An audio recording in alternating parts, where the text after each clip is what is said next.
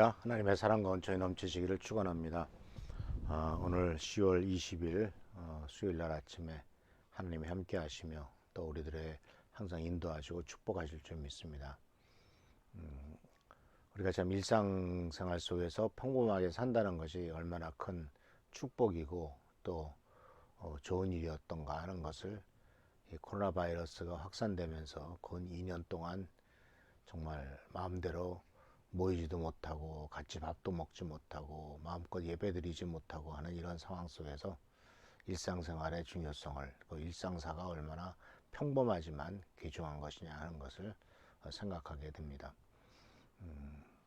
참 어렵고 힘든 과정을 우리는 겪고 있고 또 이런 과정들을 또 어차피 통과를 또 해야 되겠죠.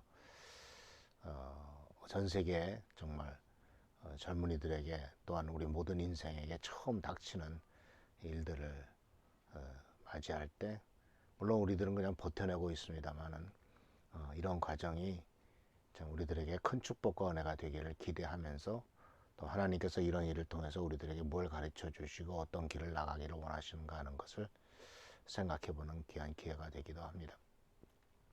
오늘 말씀은 어제에 계속 이어서 여호수아서 23장에 나오는 말씀을 통해서 여호수아가 이제 마지막 때 자기의 생명이 다해가는 것을 보면서 이제 백성들에게 남기는 말을 기록되는 것이 여호수아 23장의 말씀입니다.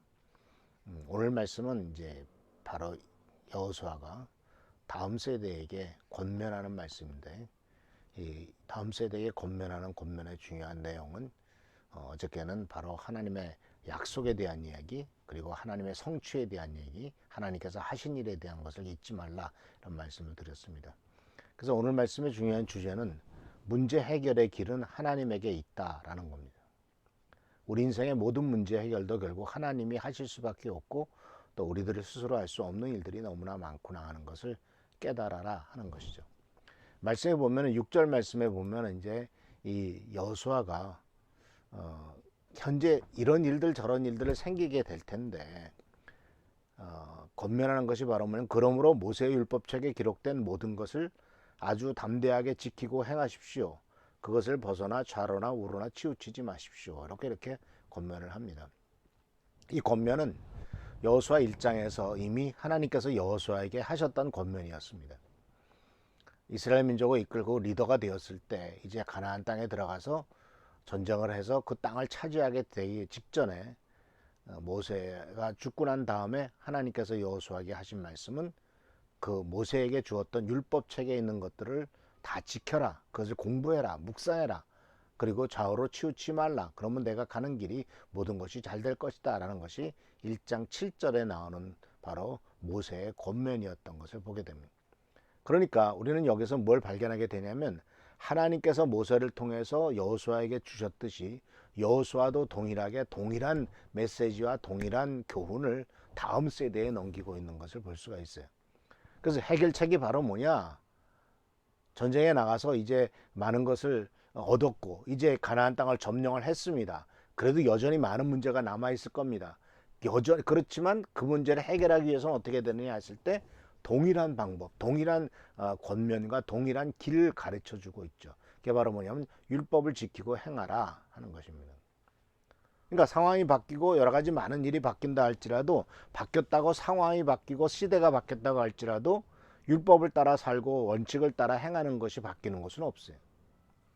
그래서 상황 윤리에 따라서 상황에 따라서 계속해서 사람들이 이때는 이렇게 행동하고 저때는 저렇게 행동하지만 그러나 성경 말씀에 나오는 것은 정말 하나님이 변함없으시듯이 성경 말씀도 몇천 년 전에 기록됐지만 그 내용이 변개된 것은 없지 않습니까?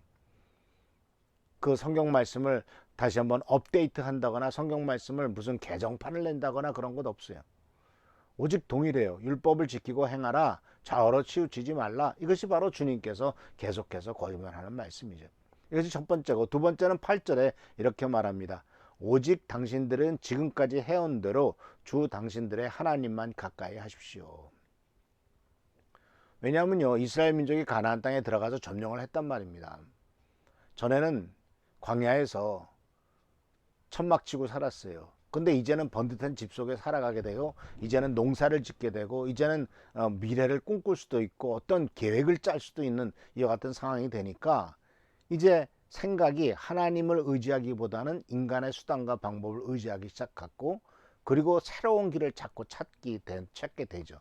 물론 시대가 바뀌니까 그렇게 찾을 수밖에 없는 상황이지만 그래도 모세가 여호수아에게 말했고 여호수아가 또 백성들에게 말하듯이 동일한 내용이 바로 뭐냐면은 지금까지 해온 대로 하나님만 가까이 하라는 거예요. 우리는 이 하나님만 가까이 하라고 하는 이 권면의 말씀의 배경에는 이제 바로 새로운 것들이 많이 다가와서 이스라엘 민족을 유혹하는 일들이 많이 생겼다라는 것을 생각해 볼 수가 있어요. 지금까지 하나님만을 바라보고 하나님만을 의지하고 살아갔던데 그래서 하나님이 도와줄 것을 생각했는데 가나안 땅에 들어가서 많은 것을 정복하고 거기에서 즐거움과 쾌락을 누리기 시작하게 되니까 하나님보다도 다른 것을 더 가까이 하게 될 수 있는 기회가 주어지고 유혹이 많아졌다. 그래서 동일하게 신명기 10장 20절에서도 주 당신들의 하나님을 경외하고 그를 섬기며 그에게만 충성을 다하고 그의 이름으로만 맹세하십시오 라고 계속 권고를 하고 있는 것을 볼 수가 있어요. 이어지는 11절 말씀도 계속 그래서 이 이스라엘 민족이 많은 유혹과 그 가나안 땅에 있는 가나안 종교와 쾌락적인 것들과 세상적인 즐거움과 이런 것들을 직면하게 되었기 때문에 이제 여호수아가 권고하는 것은 11절에서도 그러므로 삼가 조심하여 주 당신들의 하나님을 사랑하십시오 라고 말하고 있는 거예요. 여기서 보면 삼가 조심하라는 거죠. 여기 삼가 조심하라는 말이 원래 무슨 의미를 갖고 있냐면 말씀으로 울타리를 치고 그 밖으로는 나가지 말라. 하나님의 말씀에 한계가 있다. 울타리가 있다. 울타리 밖은 죄악이고 쾌락이고 즐거움이지만 그러나 그것을 벗어나는 순간 하나님의 심판과 그리고 스스로 죄악을 짓고 그 죄 때문에 심판을 불러들이기도 하고 결국은 어렵고 힘든 일들을 당하게 되기 때문에 말씀으로 물타리를 치고 밖으로 나가지 말고 깊이 삼가라 하는 거예요. 그래서 이 신명기 4장 15절에서도 여호와께서 시내산 불길 속에서 여러분에게 말씀하셨을 때 여러분은 주님의 모습을 보지는 못했다. 그러나 여러분은 이 사실을 마음속에 깊이 새겨두라 라는 말씀은 바로 그 당시에 우상 숭배 때문에 결국 많은 사람들이 죽임당하고 어려운 일을 당했던 것처럼 다시 한번 경고를 하고 있는 것은 바로 하나님을 사랑해야지 우상을 사랑하고 세상 것들을 사랑해서는 안 된다라는 것을 가르쳐주고 있는 거죠. 우리는 이 말씀 속에서 무엇을 상상하게 되냐면 우리들 자녀 세대를 생각하게 됩니다. 자녀들이 엄마 아빠의 품 안에 있을 때 그리고 초등학교, 중학교, 고등학교 때까지는 그래도 그 세상에 큰 영향을 많이 받지는 않아요. 그러나 이제 대학생 되면서부터 아니면 그것은 점점 빨라지니까 뭐 고등학생 되면 대학생 되면서부터 이제 세상에 큰 영향을 받기 시작한단 말입니다. 심지어 물론 초등학생들도 인생의 목표가 뭐냐 그랬더니 조물주 위에 건물주라고 건물 하나 사가지고 얻어서 거기에서 새 놓아서 편히 먹고 살고 싶다라고 하는 것을 초등학생 애들이 얘기할 정도로 이 세상은 많이 타락하고 세속적으로 돼가지 않습니까?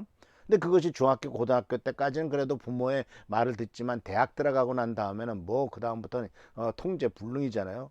더군다나 미국 같은 서구사회에서는 18살 이후에는 당당하게 나 집 나갈 거야 그러면서 나가버리는 세상이 서양 사회인데 그렇기 때문에 그렇게 되기 전에 그들에게 분명한 신앙의 기준과 말씀을 가르쳐 주는 것이 얼마나 중요하냐 하는 거예요. 하나님을 사랑하고 말씀으로 울타리치고 삼가 조심하도록 하는 것, 이것이 바로 중요한 인생의 기준이 되어야 된다는 것을 이 여호수아는 가르쳐주고 있죠.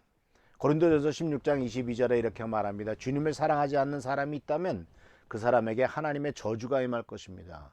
아멘. 주 예수여 어서 오시옵소서. 이렇게 됩니다. 그래서 이 문제 해결의 길은 하나님에게 있고 그 하나님을 더욱더 의지하는 길은 바로 뭐예요?